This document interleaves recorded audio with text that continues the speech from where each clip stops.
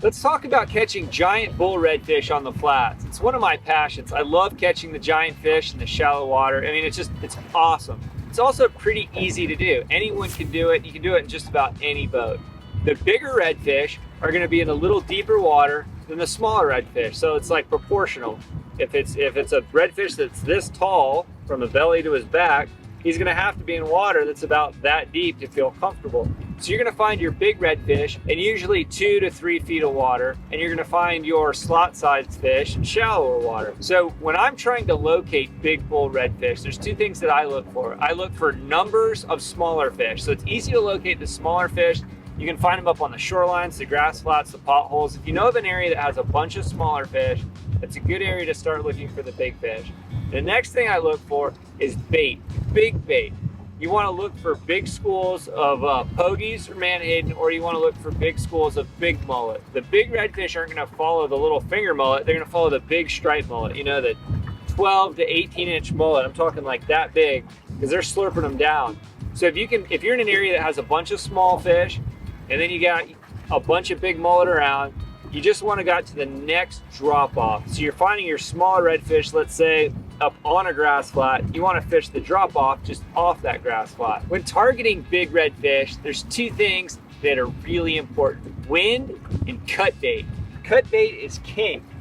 Big cut oily baits like these big mullet here, cut ladyfish, cut pogies, anything big and oily works really well. Cut blue crab can work. There's lots of little fish that will pick it to pieces. So if you get some 10-inch mullet or bigger and you cut them into these big chunks, then that is king on the flats. Also wind. Wind is your best friend.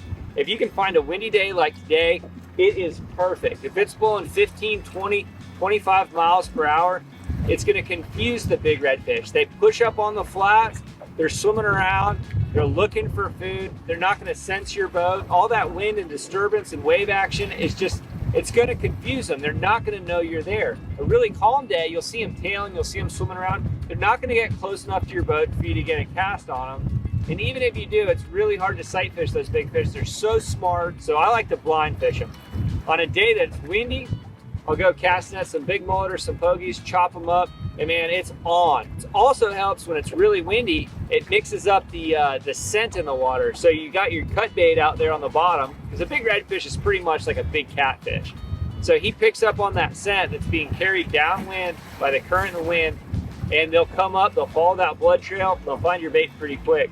So I'm going to show you my favorite technique for fishing for them on the flats when it's windy out using these cut baits. So when it's really windy and I'm fishing for these big fish, I like to use 3 rods, and I like to anchor my boat from the transom, whether it's with a regular anchor or my power poles, so that I can fish with the wind in my back and I got a big bow up front. Also, I'll cut up 3 big pieces of bait. It's important to cut these baits in kind of a streamlined fashion. It's going to help you cast it way out there. Don't just chop your mullet up into some random little chunks and pieces. You want them to be streamlined. You don't want a lot of big fins sticking up or anything like that. If there are fins sticking up, just snip them off with some scissors or with your knife. And you also want it to be larger than a catfish can swallow up. Make sure your cut baits are sizable. If you use a little tiny nugs, the big redfish will eat it, but so will every catfish. So when you throw these out there, the catfish, if there's catfish in the area, they're going to go to town on this. They can't swallow it. And it actually forms kind of like a feeding frenzy in the water, and it'll attract over the big redfish, and they'll come steal it from those catfish. So when you see your rod tip just kind of bumping, you know those are the catfish. Just leave it out there. Don't set the hook. You won't hook them. And then all that activity will attract the big redfish pretty fast. It's pretty cool. So once you got some big baits cut up, I'm just going to show you, I'm going to walk you through how I like to fish it. This is my free line rod, no weight. And now I've got a rod here that's got a 1/2 ounce split shot on there, and another one with a 1/2 ounce split shot. What I'm going to do is I'm going to cast as far as I can the split shot rod off to the side, another one off to the side, so you got about 10 o'clock, 2 o'clock, and then the free line rig here doesn't have any weight. I'm going to throw that as far as I can with the wind down the middle. And that one without the weight and the wind and the wave action, it's just going to kind of roll along the bottom. And then the ones with the weight, they'll slowly drag, but they won't drag very fast. So if you throw the one without a weight when it's windy off to the side, it's just going to drift right up to the front of the boat and everything's going to get tangled. So with this way, using 2 weights, And at no weight, you can fish 3 rods and find those fish a lot faster. So we've got the bar behind us here. The redfish are kind of cruising along this drop off. They're coming into the current. We're gonna throw our baits out there and we can really rip it with this wind. I mean, you can cast it a mile. And I'm gonna show you how to hook it here. My favorite piece is kind of the tail to midsection. Cut the tail off, midsection there. This is really heavy. It's the heavy end, a lot of meat in there. And I'll hook it on this light skinny end, right on the edge. I've seen a lot of people, they'll hook it like right in the middle there, and it'll make a really sucky cast because it just twirls in the wind. This is gonna fly streamline. You cast it so far, it's impressive with this wind, but it's gonna fly out straight like this. So the one without the weight, I like to use this chunk here, and the ones with the weight, I'll use the heads. So I'll show you here how I rip them out. So I like to put this one out first. I hope you can see how far this goes. I mean, it's just super streamlined. It goes way out there. Now, if I was to cast this, if I wanted to cast this as far as possible, I would hook it here. That way it flies through the air, you know, like a bullet or like a rocket. But when it gets in the water, there's going to be a lot of drag on this end in the current. It's going to drag it a lot faster across the bottom. So I'm going to hook these because I've got to weight towards the face. That way in the current and that split shot, it's just going to sit pretty still in the water. It's not going to drag backwards too far. I'm going to throw this one here about 2 o'clock.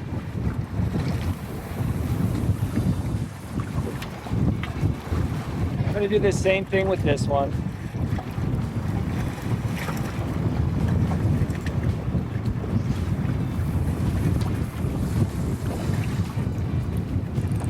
You pretty much just sit back and watch your rods. It's easy fishing, but man, when you're fishing for those giant redfish, like just the river beasts, like this is the best way I found to fool them. You've got the wind and the current to your back. You've got some big cut baits out there. They're spread out, and we're fishing just right outside that bar in a little bit deeper water. We have a lot of smaller fish, smaller redfish up against the shore. So the big boys, they're just patrolling right along this edge. It's perfect. It is the best way to catch giant redfish in the shallow water that I've found. Let's talk tackle when targeting the giant redfish up in the shallow water. You can get away with using ultralight gear, but it's really bad for those fish because you're just fighting them for a really long time, and their survival rate goes way down. So it's important to use heavy enough gear to land them quickly, but also have a good time. So the best gear that I found is a 3500 reel, and I'll spool it with 20 or 30 pound braided line. It gives you that strength to pull the fish in pretty quick when you need to, but it's still fun. It's not overpowered. And then the rod, I like to use a 7/6 medium fast action rod. The 7/6 length or even an 8-foot will allow you to cast your cut baits really far from the boat, so those wary big redfish, you know, find your bait. And also you want a fast action tip because you're going to be casting big cut baits a long ways. So it's pretty simple. It's kind of the generic setup inshore. 3500 reel, 7/6 medium fast action rod. We've got 30 pound braided line on here. We've been getting some really big fish. And then once you go from the braided line, I like to avoid swivels at all costs. I'll use a blood knot to 30 pound fluorocarbon. We've got about 3 feet on there. And then we just tie on 5/0 circle hook. It's as easy as that. That's all you need to catch these big fish, cut bait fishing for them. And I like to use split shots as a weight. If I'm going to put weight on there, I try to avoid a big heavy egg sinker. Sometimes you don't feel the bite. The fish might swallow it a little bit. It's a little bit clumsy, but with the split shot you can adjust your weight, take it on and off really quickly. And yeah, that's it. Super easy, very effective. When you're fishing the giant redfish on the flats in the shallower water, you want to fish on the drop off, the deeper side of the flat. So whether it's a grass flat or a big sandy bank, the big giant redfish are going to patrol up and down that edge. So it'll go from, like, let's say 1 foot down to 3 foot, or 2 foot to 3 foot. They're going to be in that 2 to 4 foot depth, and they're going to be really close to the drop off edge. You're going to usually find them, I mean, I found them almost every time. The majority of fish are within 10 yards, 30 feet or so of the drop off itself. So you might have hundreds of yards of 3 to 5 foot depth, but those fish are going to gravitate to right on that edge. So when you position your boat to fish that drop off, position it so that that edge is right under the boat and you're fishing down current and downwind. So when you cast your baits out, they're gonna sit out there in that strike zone. They're gonna be in that redfish highway. Those redfish are like sharks or like catfish. They're scent feeders.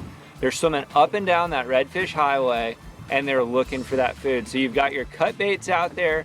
They're sitting there on the bottom. They're spread out. So you've got one, let's say, that's like 30 yards off the drop off, one in the middle, and then one right on the edge of that drop off. It's like a net. So when those giant bulls are swimming down that edge, one of them is gonna find your bait. So it's really important to fish that drop off because that's where the concentration of the big ones are.